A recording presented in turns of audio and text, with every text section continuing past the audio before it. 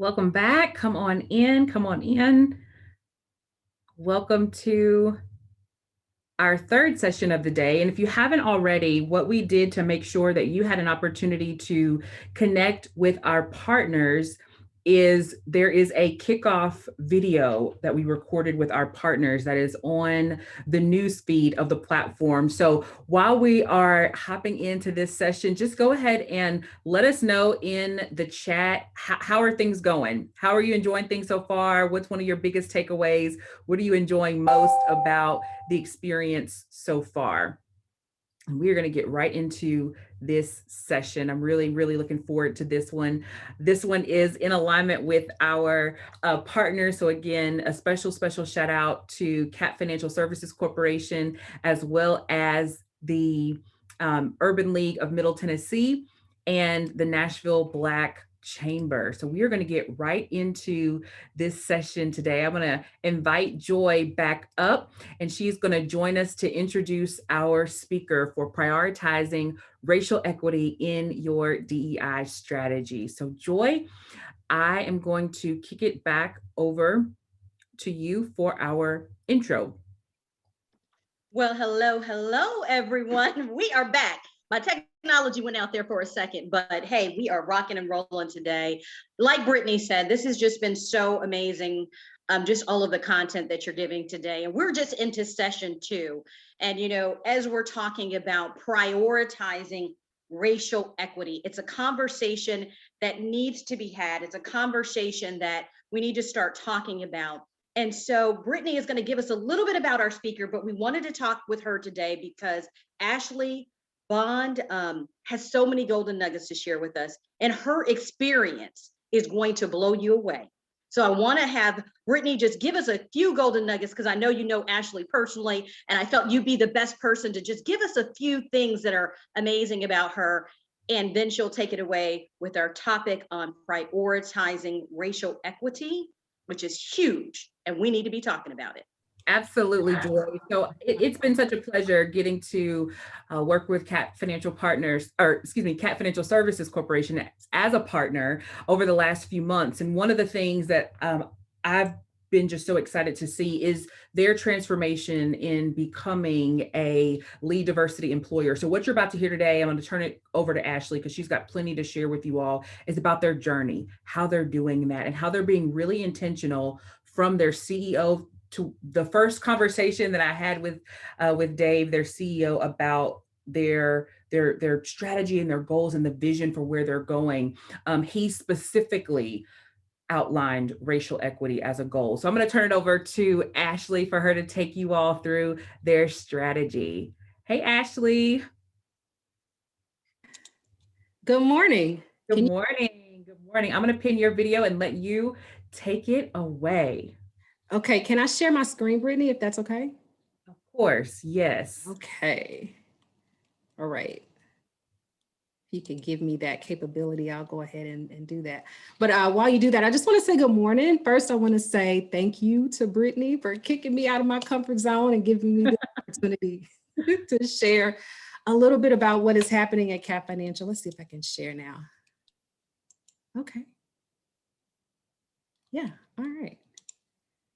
I think that worked. Do you all see my screen now?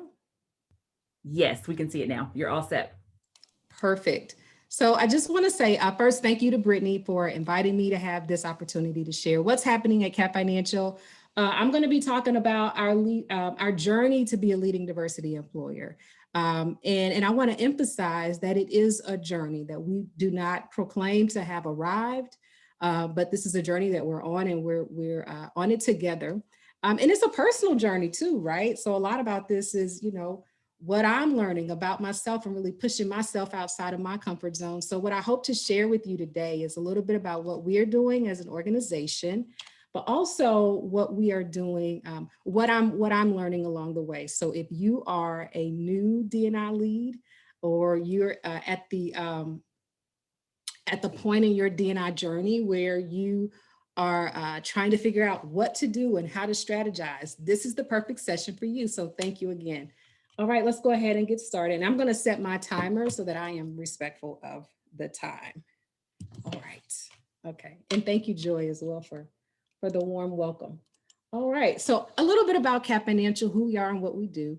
I'm pretty sure that everyone on here has heard of Caterpillar equipment. You've probably seen it on the side of the road, digging ditches, doing building construction. This is who we are. And so we're a subsidiary of Caterpillar Inc. Caterpillar Financial is based here in Nashville, Tennessee, with about 2,300 global employees, and about 1,100 of them are based here in Nashville.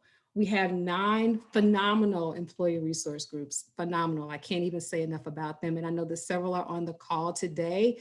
So a huge shout out to the Caterpillar African American Network, but to you, if you're an ERG leader or affinity group leader, I really appreciate the work that you do, the message of inclusion that you preach. Your work does not go unnoticed. Phenomenal people. As an organization, we provide financial support to Caterpillar customers. So if you decide to purchase a piece of Caterpillar equipment, we provide financing solutions. And like I said, we're right here in the heart of Nashville, just across the street from Vanderbilt in a regular setting. Right now everyone is working from home, but this is a little bit about who we are and what we do. And I will share with you that, the way that we kind of got to this point on our journey, like I said, we had employee resource groups, and they were doing the work of inclusion and had for 10 plus years. And the work was phenomenal. But I have to say that there was nobody within Cap Financial that had diversity and inclusion as a responsibility, as a job role. And so I know that that is very different across many organizations. But when 2020, when we got to the point of 2020 and the racial awakening that happened across the country and the world, there was really not an owner for diversity and inclusion. Now we had, people that were interested. We had our ERGs, of course. We had our recruitment energies. We had succession planning. We had, people that were interested in, and we even had, people that were in a learning function as well. But nobody really had diversity and inclusion as a responsibility, as a job function. And so the first thing that was done in late 2020 was the addition of a D&I lead as part of our diversity and inclusion strategy. And so what I'm going to walk you through in these next couple of slides is our strategy and how it changed over the last few months, and how we're prioritizing D&I in our strategy. And I'm going to touch on how we're prioritizing racial equity. Okay. All right. So this is our strategy, and you can see here that I've got, kind of blocked off our people strategy. And attract and develop a diverse, high-performing team is new. We didn't have diverse there before. We had a high-performing team. Attract and develop a high-performing team is what we said. But the first thing that I felt like, and many others did as well, is that we needed to call out diversity as part of our strategy. And so that was the first part of this evolution. And then to take it a step further, in our within our critical success factors, where we list, attract, and develop a diverse, high-performing team, we made a commitment to the organization, and for accountability and for just to proclaim it, that we want to be a leading diversity employer. And so if you can see that here, what we said about ourselves is this is what we want to be. We said that our diversity population would represent the available talent in the recruitment pool, and that leadership at all levels would mirror diverse employee population. And, at the start of 2020, and even at the end, and even now, it's not there, but we're on a journey and we're committed to improve. And so that was the second thing that we did, really calling it out as far as our commitments, but that is not enough. Words, we've had a lot of words in the past, and what we really needed was like, what will our actions be? What will this look like? And so we took it a step further to say that we're going to make some priorities. And so for 2020 and even for 2021, we have these D&I priorities to embrace a culture of inclusion. And when you look at this, you can see kind of where Brittany kind of comes in with this, but embracing a culture of inclusion, generating leader advocacy. One of the things that we found out is just, our leaders, they just don't have the tools and the skills right now. Accelerating leader diversity representation mix and increasing U.S. ethnicity hiring. We proclaimed these priorities as things that we were going to focus on in 2020 and 2021. And so we're working through these things now. This is what we're working on now. But even me coming into this role 3 months ago, this to me still was not enough. It was not actionable enough. It didn't have enough meat to it. And so what I decided to do was push us a little bit further. And this is the D&I strategy that we have for 2021. And so for the next few minutes, I'm going to walk you through what some of these elements are. I won't put you through all of this, but some of them I will talk about in greater detail, because I do feel like this is where the change happens. This is where the learning begins. And it is a journey, I have to say, Joy and Brittany. It's a journey. It's not something that you can proclaim to have achieved, because, you know, diversity will continue to evolve, and we have to be sure that we evolve with it. So I'm going to talk to you about a few things. The first thing that I'm going to talk to you about is our education strategy. And then I'm going to talk to you about data analytics. That's really where we get to that prioritizing racial equity. So our education strategy for D&I is pretty robust. In years past, we had unconscious bias. We had micro inequities. They were optional classes. You could take it if you wanted to. When we started down this path, one of the things that our executive office determined is that anyone that has the responsibility of hiring, of recruitment, that unconscious bias was a required class for you. And then beyond that, once we started partnering with Brittany, we ordered 10 sessions of the allyship class, required learning for all US and Canadian leaders, ERG leaders, and HR consultants, because we really wanted to start building the acumen around D&I learning and really talking boldly about things like racial equity in our learning opportunities. And I will tell you, it's been challenging because it's not something that we typically do. But, you know, really walking through this with Brittany has been a huge opportunity for additional learning with our teams. And our leaders know that following their completion of their allyship class, they have the responsibility of talking to their teams about their key takeaways. And this is how we're driving that leader accountability. Now, we know it's not always going to go perfect, but we're trying to build their capability, build their competence and skill level in this area. So that's the first thing. That's the first thing. Then I wanted to talk to you a little bit about our data analytics. And in my opinion, and I'm not a numbers person, but in my opinion, when we talk about diversity and inclusion and prioritizing racial equity, this is where the work is, right here in the numbers. And so these are the things that I'm measuring in 2021. We just converted to Workday. Those of you that are part of human resources, you all understand the challenge that Workday can sometimes present, but we're committed to doing it. And it's important because we have to understand where we are as an organization. And you want to, from an equity perspective, ensure that opportunities, that advancement, promotion rates, that business critical roles, that you see racial equity reflected in those things. You're looking at the future of the organization. Is diversity represented within those things? Are leadership opportunities and leadership development opportunities, are those things shared equitably? And if not, why not? And fix those things. So to me, at the core of what is needed as a D&I lead is really an understanding of the D&I metrics for your organization, for the community that you support, for the country where you reside. All of those things are really important. And again, I'm not a numbers person, but really having that core strength, building that capability in yourself and in the team that supports you is extremely, extremely important. So another thing that we decided, just early on as we were just looking at the organization is that our presence online was pretty rough. From a D&I perspective, it had a lot of opportunity, I will say. And so one of the first things that we did is we worked with our marketing department to be sure that when customers come to capfinancial.com and when potential hires come to capfinancial.com, do they see images that reflect who they are? Are we we've made a commitment to ourselves, but have we made that commitment online? And so those were some questions that we had to ask ourselves and are still asking ourselves. Are we reflecting to the external community the commitment that we've made? And so our marketing department, we got busy and got right to work with updating some of our imagery online. And some people would say, it's just pictures, it's just images, but representation matters in the images too.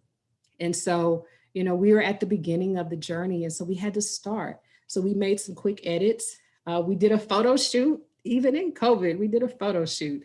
And our ERG leaders, some of them were a part of that as well, because we wanted to be sure that our marketing materials, our presence online, that all of those things reflected who we are as an organization, but then also the commitment that we've made to ourselves. We drafted a belief statement. So we first started with a mission and vision statement, and really it was not strong enough. But what do we believe about diversity and inclusion? And so I worked with our ERG leaders again, and I worked with our Business Excellence Council, which is our executive level leadership, to develop a belief statement. What do we believe? And make sure that we say that and that people can see it. Our commitment is made known. And then communicating frequently about diversity and inclusion. So I'm starting a D&I blog. I think I kicked the first one out today, but it won't just be me talking about diversity and inclusion. I want to empower our leaders to talk about diversity and inclusion on our blog, so that people can hear the message about diversity and inclusion and the commitment that we've made from lots of different voices, particularly their leaders. So CAP Financial employees, I should be kicking it out today. I hope you see it. And then as I start wrapping up, I do want to, I'm going to show a couple of our photos because I am pretty proud of them.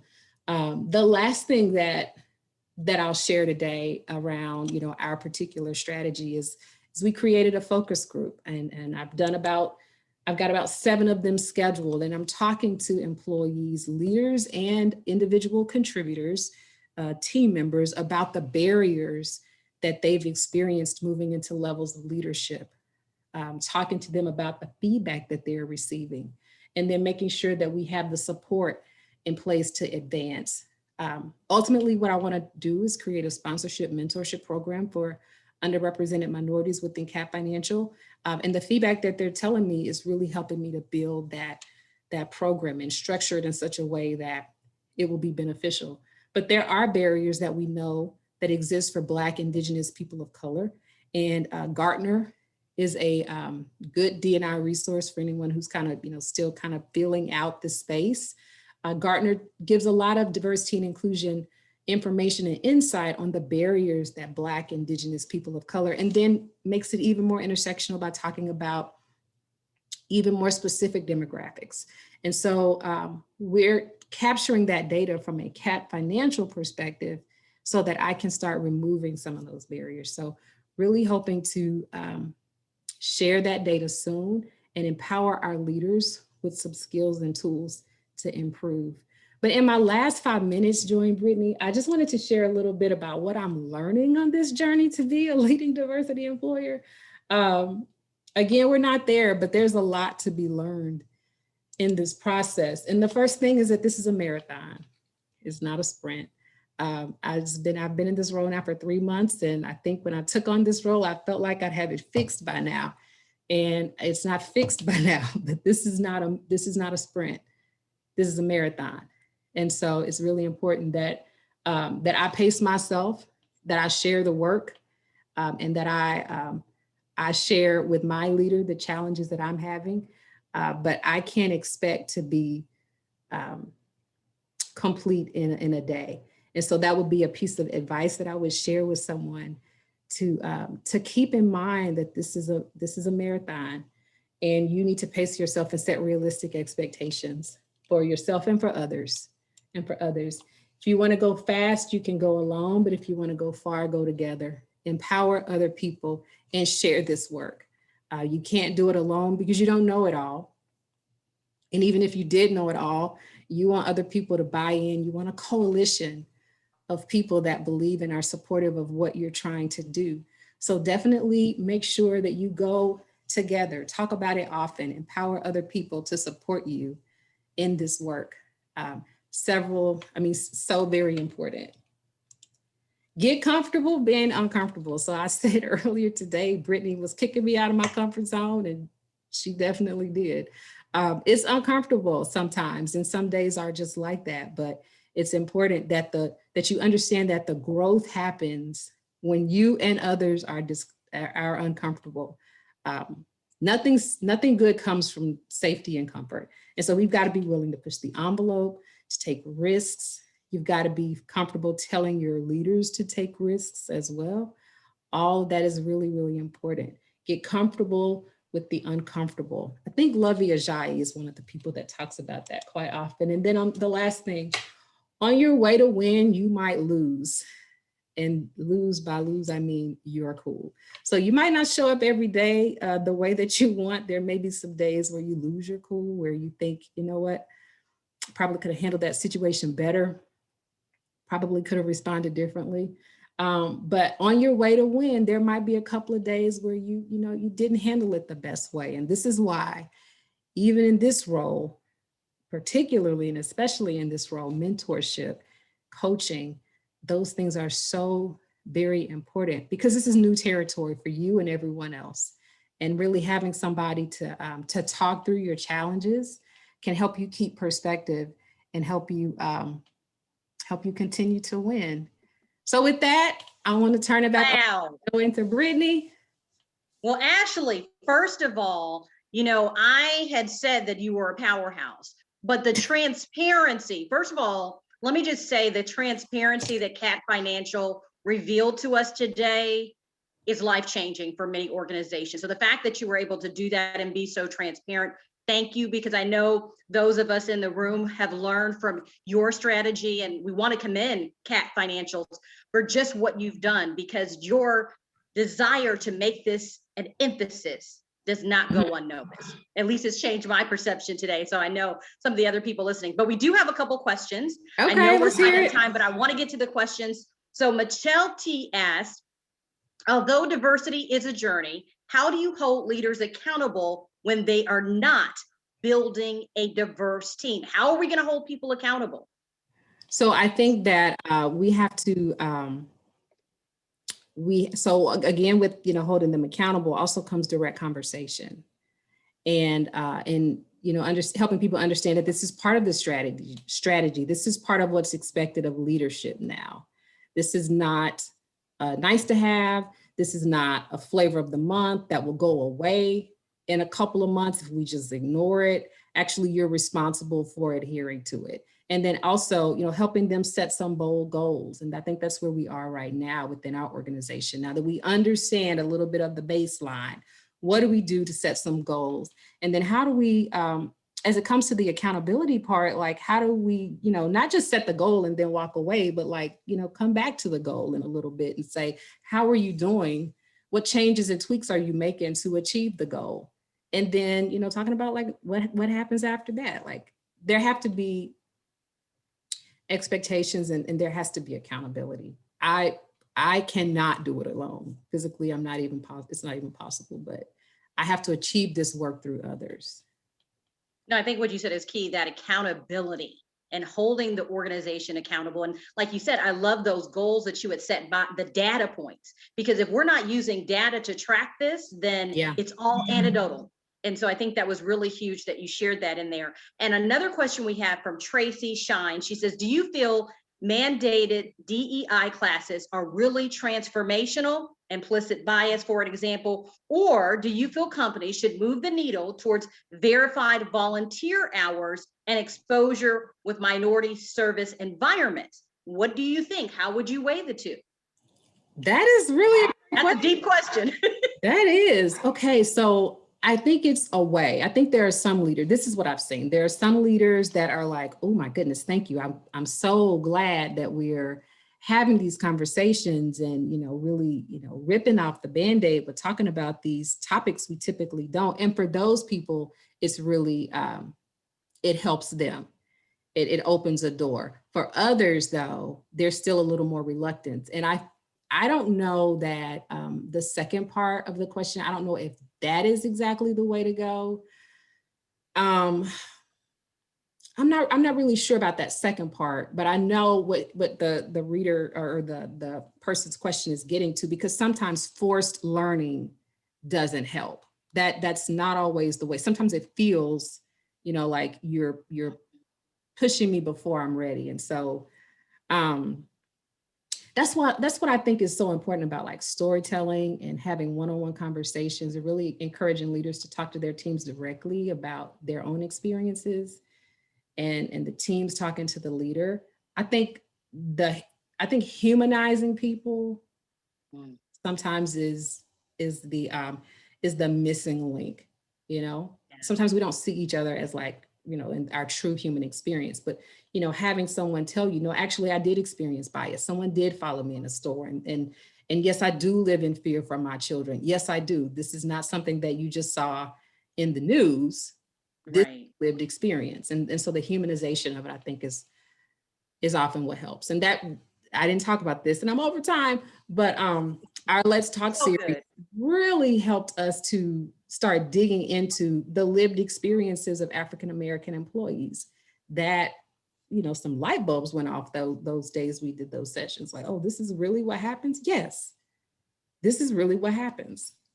And I would just add to that, Ashley, I'm so glad you said that, because I was going to say, like, you all are doing it in tandem. The other great thing that I just believe makes Cat Financial such a great case study of what good looks like in the process. So definitely in process, Yeah.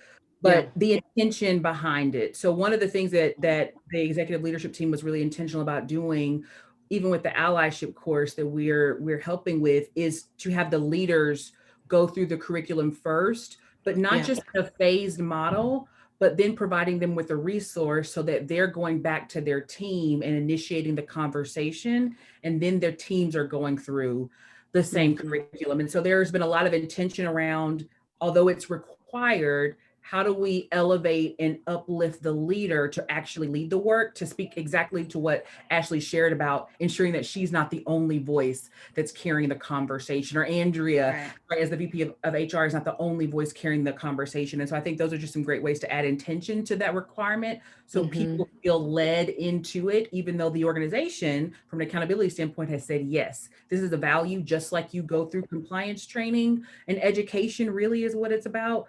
We're going to have this educational piece. So it's been fantastic working with you all. And this has been a great session. It's been the same for us. It's been the same. Thank you all so much. I really appreciate this opportunity. I really do. And Yeah. Ashley, we're going to be checking out your blog. You said it drops today. So this is another way we want to take you back to the Career Thrivers platform, because we'll, of course, have links to the resources, as Brittany has mentioned, but it's also reach out, connect with Ashley, talk with her. She is there. That is the great thing about the Career Thrivers platform. It's an opportunity for you to connect, to speak, and to develop relationship, because people like Ashley can pave the way and show us how companies are doing it better. So thank you, Ashley, for that insightful conversation. Y'all join us right back here. Go back to the Career Thrivers platform for our next session, session 3, Black and Thriving in Tech. It's going to be a powerful conversation. We'll see you back in just a few minutes. Thank you.